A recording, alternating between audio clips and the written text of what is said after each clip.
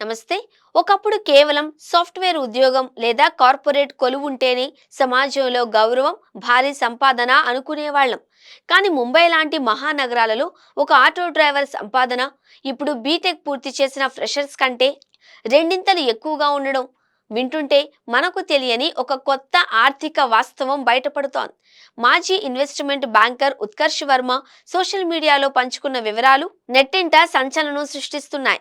White collar ఉద్యోగాల glamour వెనుక ఉన్న తక్కువ జీతాలు, బ్లూ కాలర్ వృత్తుల్లో ఉన్న భారీ ఆదాయ వర్గాలపై లోతుగా విశ్లేషిస్తే ఉత్కర్ష్ వర్మ ఒక ఆటో డ్రైవర్తో జరిపిన సంభాషణ ప్రకారం ముంబైలో ఆటో నడపడం అనేది ఇప్పుడు అత్యంత లాభదాయకమైన వృత్తిగా మారినట్లు డ్రైవర్ చెప్పారు. అన్ని ఖర్చులు పోను ఒక డ్రైవర్ రోజుకు సగటున 2,500 రూపాయలు సంపాదిస్తున్నారు.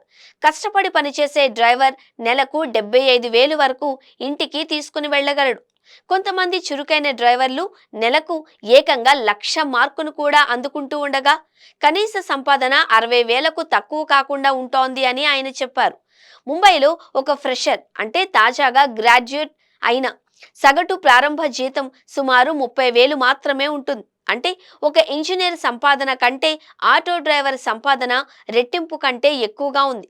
వర్మ తన అనుభవాన్ని గుర్తు చేసుకుంటూ తాను బీటెక్ పూర్తి చేశాక చేసిన మొదటి ఉద్యోగం జీతం నేటి ఆటో డ్రైవర్ సంపాదన కంటే తక్కువేనని ఒప్పుకోవడం గమనార్హం.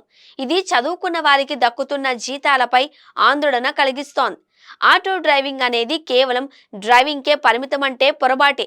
అది ఒక సామాజిక అనుభవం అని వర్మ విశ్లేషించారు. క్యూబికల్స్ లో బందీ అయి ఉండే సాఫ్ట్వేర్ ఉద్యోగుల కంటే ఆటో డ్రైవర్లు ప్రతిరోజు వందలాది మంది కొత్త వ్యక్తులను కలుస్తారు. ఇది వారికి గొప్ప నెట్వర్క్ అవకాశాలను కల్పిస్తుంది. బాస్ కి సమాధానం చెప్పాల్సిన అవసరం లేకుండా తనకు నచ్చిన సమయంలో పని చేసుకునే స్వేచ్ఛ వారికి ఉంటుంది. అయితే ఈ భారీ ఆదాయం వెనుక ఉన్న కష్టాన్ని కూడా మనం విస్మరించడానికి లేదు. ముంబైలోని ఎండ, వర్షం, ట్రాఫిక్ మధ్య గంటల తరబడి ఆటోలో కూర్చోవడం ఆరోగ్యానికి పెను సవాలుగా మారే అవకాశం ఉంది.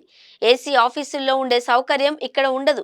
కార్పొరేట్ ఉద్యోగాలలో ఉండే హెల్త్ ఇన్సూరెన్స్లు, పిఎఫ్లు, గ్రాట్యుటీ వంటి ప్రయోజనాలు ఆటో డ్రైవర్లకు ఉండవు. రేపు పనిలోకి వెళ్ళలేకపోతే ఆ రోజు సంపాదన సున్నా అనే అనిశ్చితి వెంటాడుతూనే ఉంటుంది. కానీ ఉద్యోగి ఒక రోజు సెలవు పెట్టినా జీతం వస్తుంది. ముంబై ఆటో డ్రైవర్ల ఆదాయం టెకీల కంటే ఎక్కువగా ఉండడం అనేది ఉపాధి రంగంలోని లోపాలకు ఒక సంకేతం.